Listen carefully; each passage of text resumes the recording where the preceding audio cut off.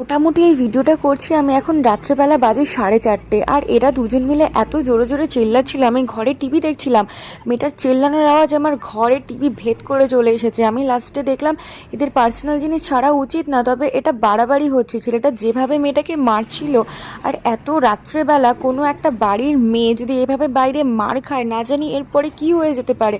সেই কারণে আমি শুধুমাত্র সেফটির কারণে ভিডিওটা করে রেখেছি। মেয়েটা চলে যেতে চাইছে, কিন্তু ছেলেটা মেয়েটাকে মেরে মেরে গলা টিপে যাচ্ছে, চর থাপ্পড় মেরেই যাচ্ছে। তখন থেকে আমার নিজের ইচ্ছা করছিল নিচে গিয়ে বলি, এত জোরে জোরে মেয়েটা চেল্লাচ্ছে, হতে পারে কোনো একটা কারণে ঝামেলা, তাই বলে এইভাবে রাস্তার মধ্যে সিন ক্রিয়েট করাটা তো উচিত না।